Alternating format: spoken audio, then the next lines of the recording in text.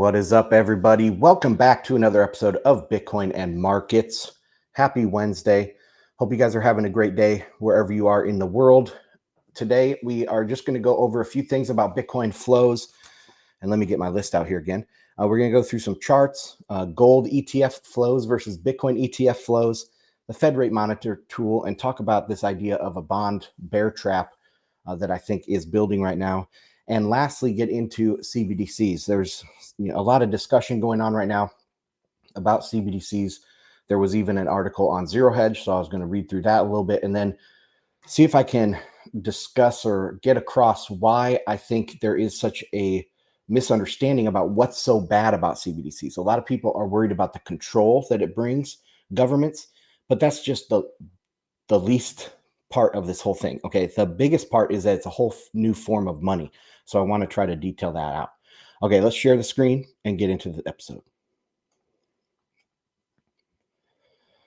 BitcoinandMarkets.com. This is where you find all my stuff. Bitcoin Fundamentals Report, premium content, the monthly price forecast competition where you can win $20 in sats. Check out that, become a member, support my work, BitcoinandMarkets.com. I'm never sold a scam in Bitcoin, never sold an ICO, never pumped another coin.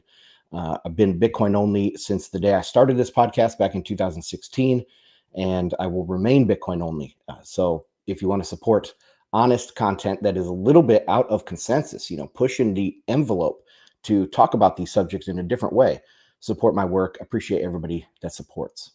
Okay, let's get into the charts. Bitcoin had a big day today. Daily share. So Bitcoin had a big day today.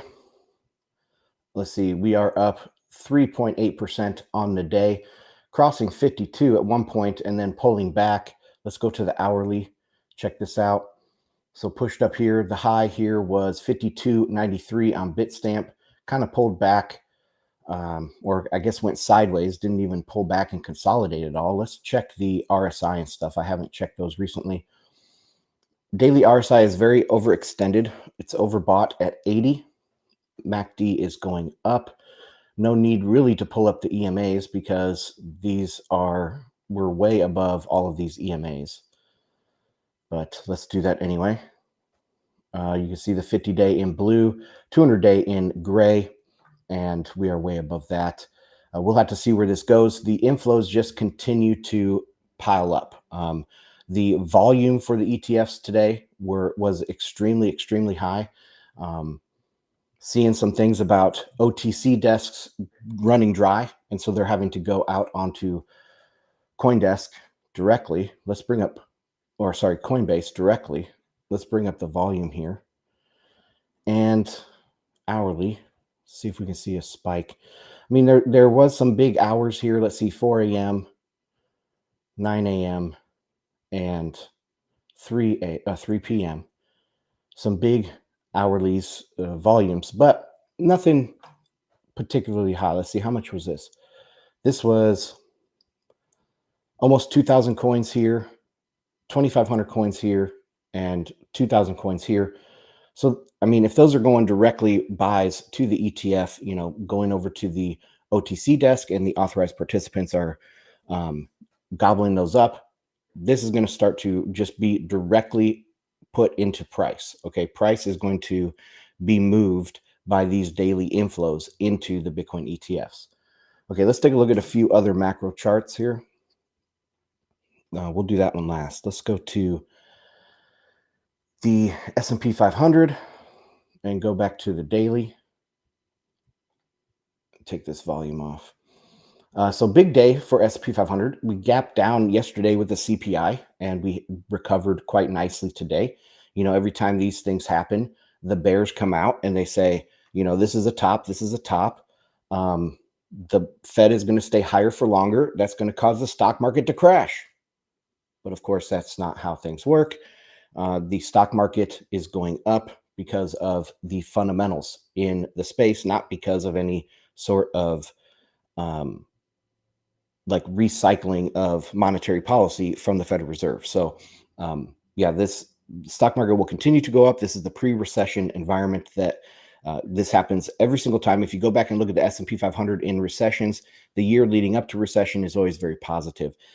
It's very evident when you look at 2019, and I do believe that the environment we're in right now is a continuation from 2019.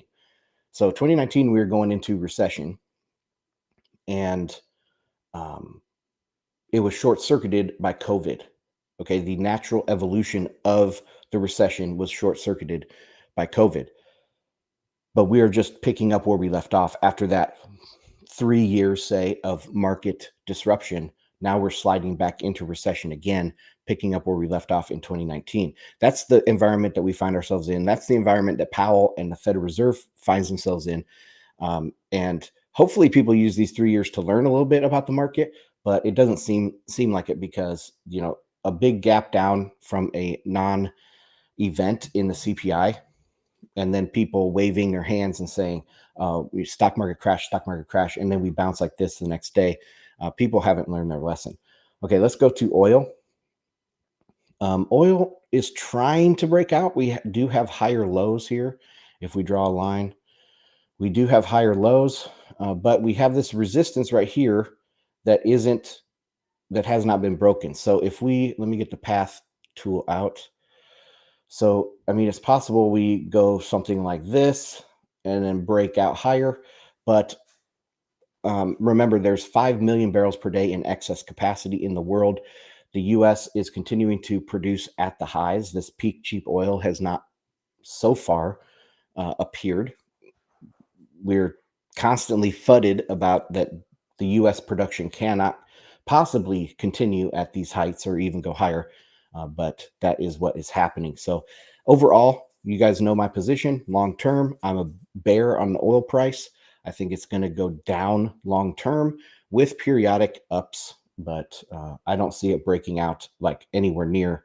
I don't see it breaking this resistance up here at 94, and it's not getting over 100 or anything like that. We are going into recession. Demand is going to fall.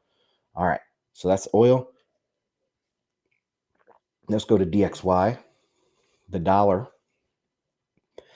Similar here. Dollar and oil look very similar. Oh no, it's the dollar and the US 10-year are looking very similar. Range bound. We've expected this. So the range that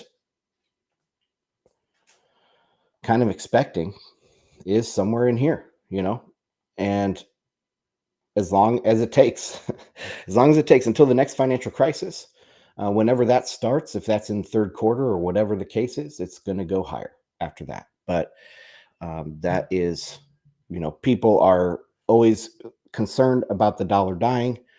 The dollar keeps getting stronger. For the dollar to die, it will die by getting too strong. And we will kind of go through an example of that when I talk about CBDCs. But right now, the way the dollar is created, the form of the money that the dollar is, as it deteriorates, as the dollar system deteriorates, it will get stronger, not weaker. Its purchasing power against some things will go down. Mainly assets. Will have asset price inflation. But overall, and especially against other currencies, it will continue to get stronger. Every time that the dollar gets weaker, like this period here, towards the end of last year, crossing into the new year, the dollar's getting weaker. So that means other currencies are getting stronger. But the dollar is the global reserve currency. So when emerging markets or any sort of foreign entity wants to take out debt, it's best to get financed in dollars. Okay. And so they'll take out more debt because the dollar is getting weaker relative to their currency. But then what happens when the dollar turns around and goes this way? Then you get the dollar wrecking ball. And what the dollar wrecking ball is your currency's going down, but your debt is denominated in the dollar. So your debt's actually increasing. Your debt burden is increasing. That is one way that the US is actually sitting in a good position, because we have debt denominated in dollars and our economy is denominated in dollars. So we have that advantage. But other countries out there, the dollar wrecking ball is real. and it's self-perpetuating. So the the more your currency falls, the higher the demand for dollars becomes, because you can't get the dollars. You need more dollars to pay your debt. And that's where the dollar wrecking ball comes in. But it happens every time. It's like clockwork. You can do this. If the dollar is falling, you know, oh, it's time to load up on dollar debt. Oh crap, now the dollar is going up. Okay, first stage, oh crap stage. Then dear Lord, help me get dollars stage. That's the dollar wrecking ball. So we see this every time. I'm not saying this is going to happen exactly this like it did back here in 2021 and 2022 this year or anything. I do think it'll be range bound for most of the next few years. But if the dollar is dying, the dollar is not going to die this way. The dollar is going to die this way, going higher. Okay, last but not least, is the US 10-year. I'm going to hide this because, well, I'll keep it on there for a second. Breakout. So if we go back to the dollar and I switch back and forth, you can kind of see that they're very similar charts.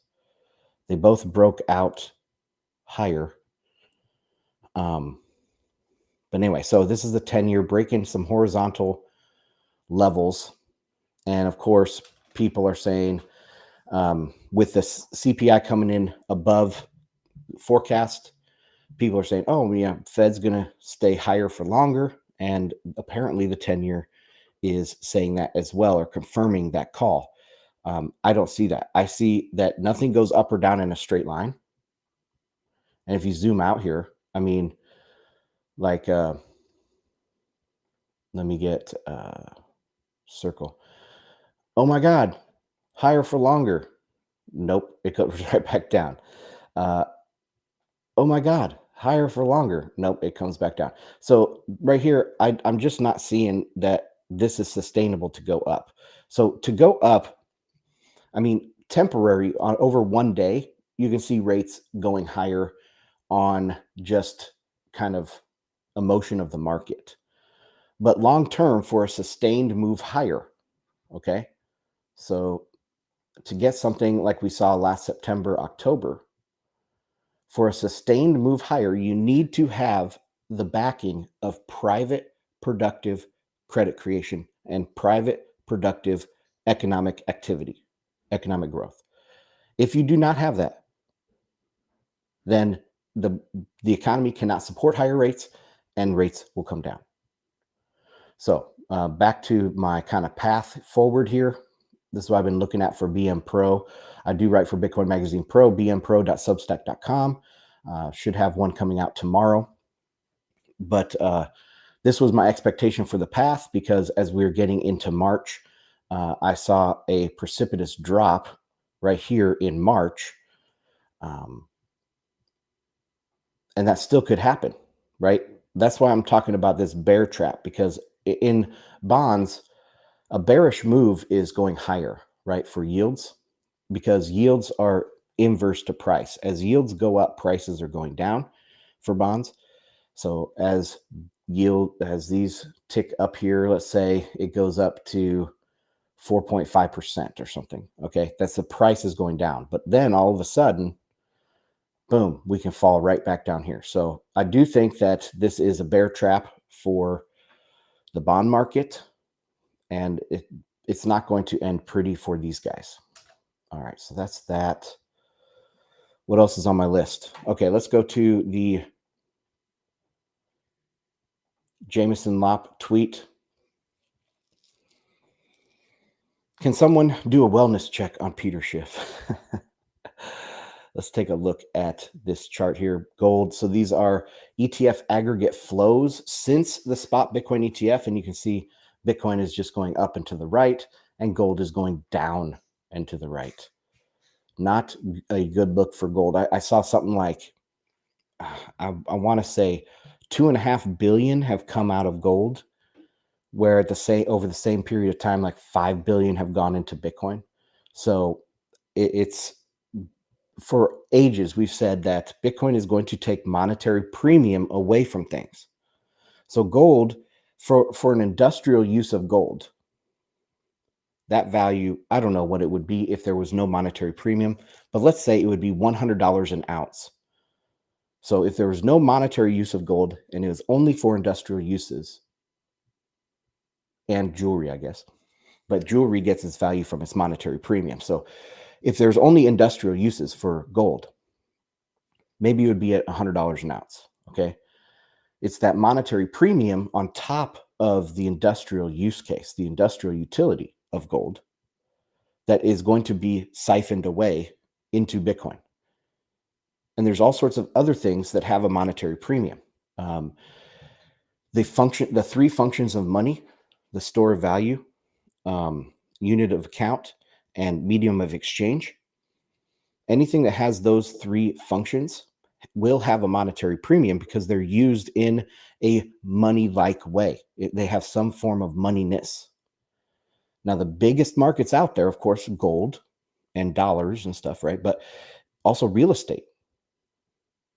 So all of the store of value that's in real estate is going to be sucked away into Bitcoin. We're starting to see this happen in gold more and more. I mean, that's one reason why gold hasn't done much at all in the last 12 years, because Bitcoin has been there to suck the monetary premium, all the hype, all the energy from the inflationistas, all the safe haven bid, or a lot of the safe haven bid has gone from gold to Bitcoin. And that's going to accelerate. The next market after gold probably is going to be real estate, something like that, and take all of that store of value away and put it into Bitcoin. Only then, this is like a boxing career. So Bitcoin's first round or first match, whatever, bout was against altcoins. Its second bout is going to be against gold. Its third bout is going to be against real estate. And then its championship bout is going to be against the dollar. Of course, the dollar has a way to cheat, and they can just back themselves with Bitcoin. Then they become the champ as well.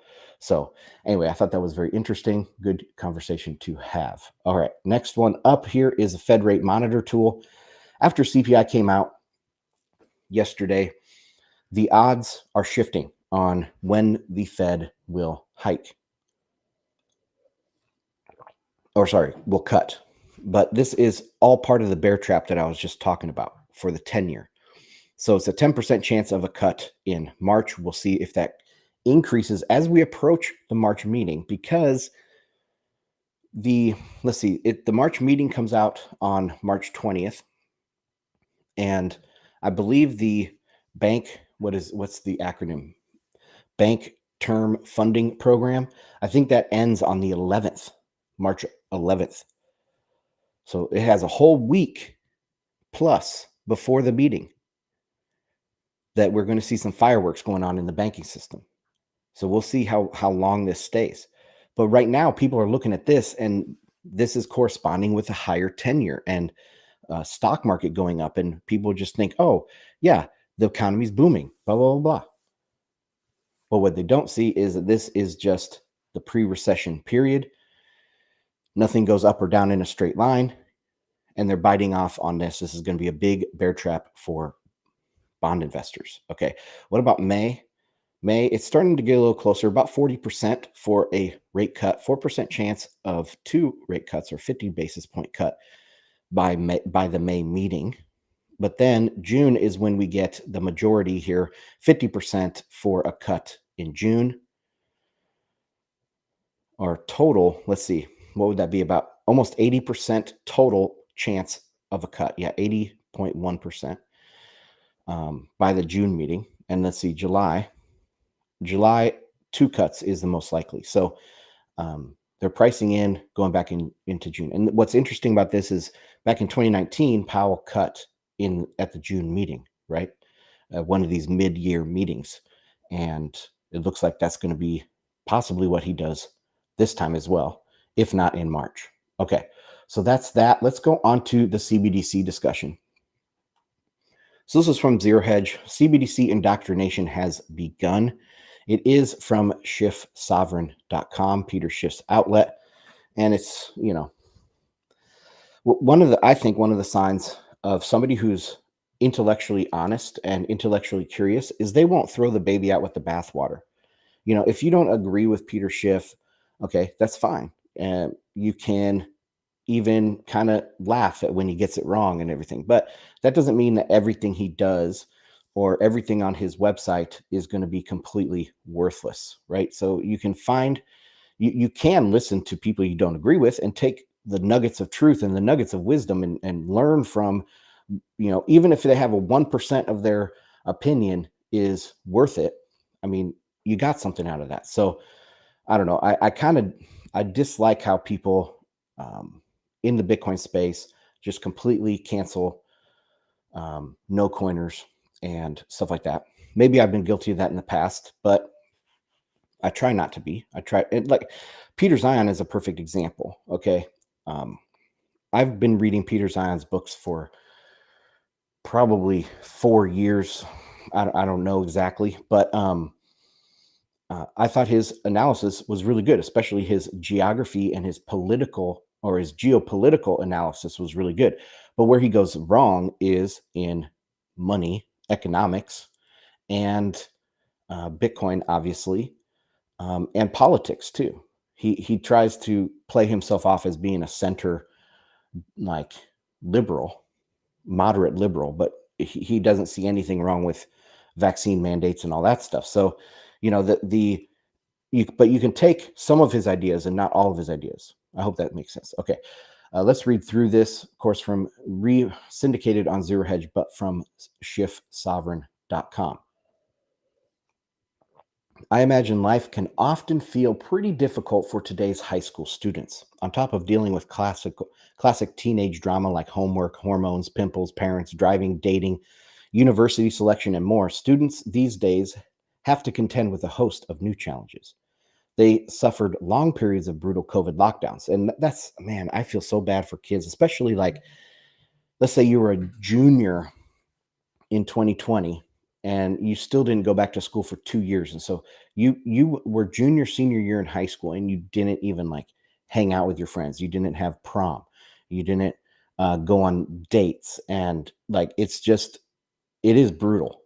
It is brutal. And I can see why it probably has affected a lot of people mentally, because that is your formative years of your personality, relationships, everything. So, okay, active shooter drills are a normal part of student life. And of course, there's a nonstop anxiety and peer pressure of social media. That's another one that I didn't have when I grew up. Plus, on top of everything else, students today have also been force-fed some pretty bizarre ideas. Classical literature, advanced mathematics, and hard sciences have taken a back seat to social justice, climate change, economic justice, etc. But there are early signs that this indoctrination is starting to break new ground. Okay. Yesterday, a close friend of mine who lives in Spain told me that his son, a high school senior, has been getting lessons in school about CBDCs. If you're not familiar with the concept, a CBDC is essentially a cryptocurrency that is controlled by the government and central bank. Not really. Okay, we'll get into why this is. There's no. Okay. First off, Bitcoin is not a cryptocurrency. Bitcoin is money that uses crypto. People have called it cryptocurrency and have taken this name crypto and run an affinity scam on the side of it. So CBDC is not like Bitcoin, essentially another Bitcoin alternative. It's not. It is just a database, a centrally run database. That's all it is. Just like Visa. Okay. CBDC is nothing really new except for one thing. And I'll get into that here in a second. And so far, at least half a dozen CBDCs have been rolled out around the world, including Russia, China, and India. Now, these three examples, I think Russia never got past the pilot stage. I think they're still in the pilot stage. China has been in the pilot stage as well. I think they actually launched stuff, but there's no uptake. They had to like give $200 worth of this stuff away just so people would participate in their pilot. And India just announced last week that they're doing more pilot programs as well. So these are all pilot programs. They haven't been rolled out. They have been rolled out in some countries, like the Bahamas had the sand dollar, and it went nowhere. There was zero uptake. I don't even know if they're still doing it or if they shut that down now. Nigeria is the other famous one with the e-Naira, and they had to force it onto people too. Remember, there was all the banking closures, or you couldn't withdraw money unless you withdrew it in e-Naira, and there were all these coercive programs to get people to adopt this currency, and they simply wouldn't. And they're a cash-heavy society. I want to say something like 90% cash over there in Nigeria. It got so bad that they actually ended up kicking out their head of the central bank and charging them with a bunch of crimes. So everywhere that CBDCs have been tried, they haven't worked. They haven't gotten just organic adoption. And even when they try to crack down and make you use them, it's very, very hard. People they inherently don't trust it. They don't like it. They don't use it. They don't want to use it. So, yeah, this has kind of blown it out of proportion. They haven't really been rolled out. They've been tested a lot of places, and they've been rolled out in a couple minor economies that hasn't been successful.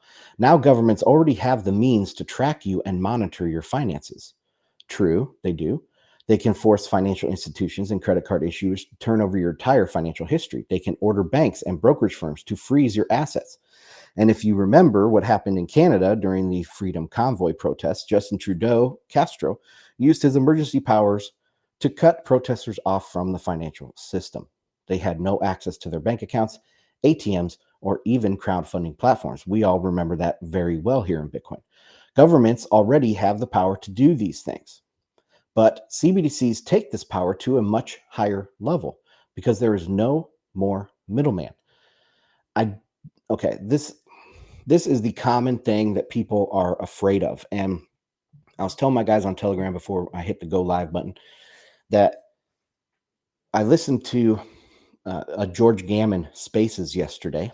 I was actually just at a kid's sports practice and didn't have anything else to do. So I pulled up Twitter Spaces, and George Gammon was having a space. So I listened to that, and they got into all sorts of stuff. I mean, he's kind of coming to the dark side a little bit on the Eurodollar system and understanding it. He's really tight with Jeff Schneider, one of the guys that has formed a lot of my thinking.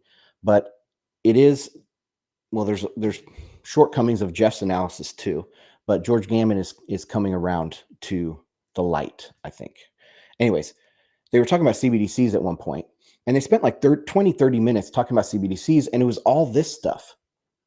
Okay, that all the stuff the government can do with a CBDC that they can already do. They could just do it harder now. Now that's not, to me, that is not the biggest problem here. That is not the biggest drawback of a CBDC, that they can do everything they did already, just harder. I mean, that's not a good thing. That's true that they can do that. The problem is with CBDCs is that they take out, or they change the entire form of money.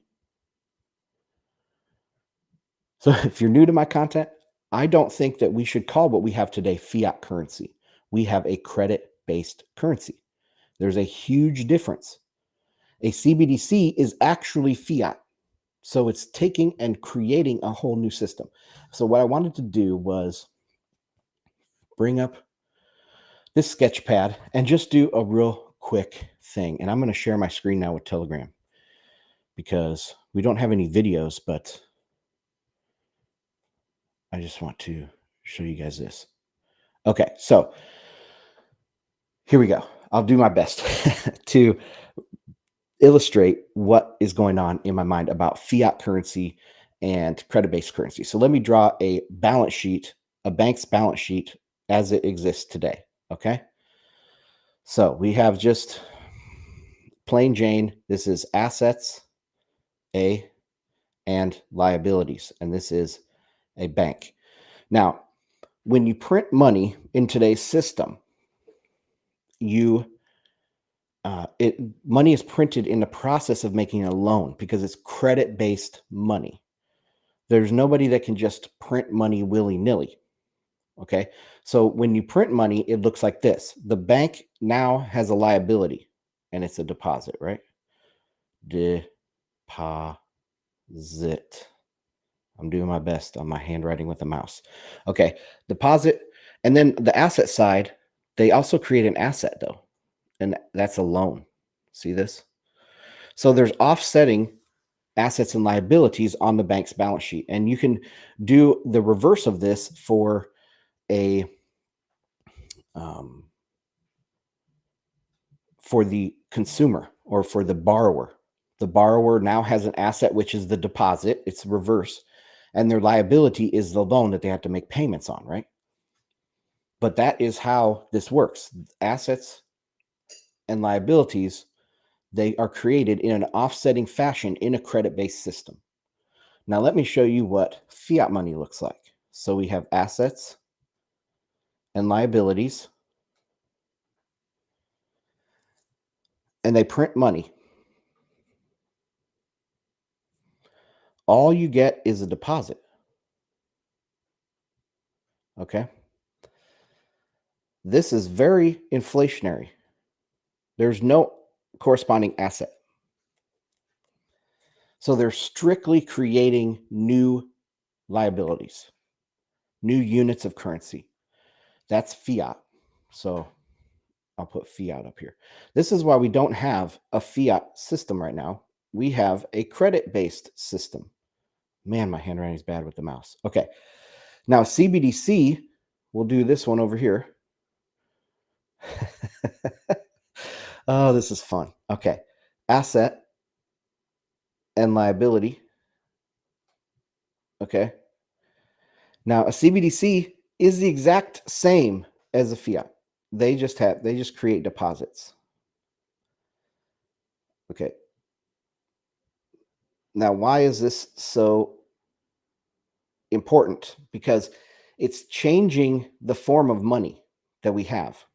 The reason why we haven't seen hyperinflation, because everyone, all the inflationistas, and they're constantly, and I was one, they're constantly talking about all the Fed's balance sheet or all the government spending, and there's just so much money printing going on. Yes, but it's a certain type of money printing. It's money printing in the process of making a loan. There's an offsetting asset and liability in the system that has some balancing effect. Because if you default on this loan, this deposit goes away. Okay. So the money that it's been printed, if you start having defaults, you start lowering the supply of money. That's why that's actual deflation. And when I talk about deflation being bad, I don't mean that deflation like in gently falling prices, because prices aren't deflation and they're not inflation either. Deflation is a shrinking of the money supply.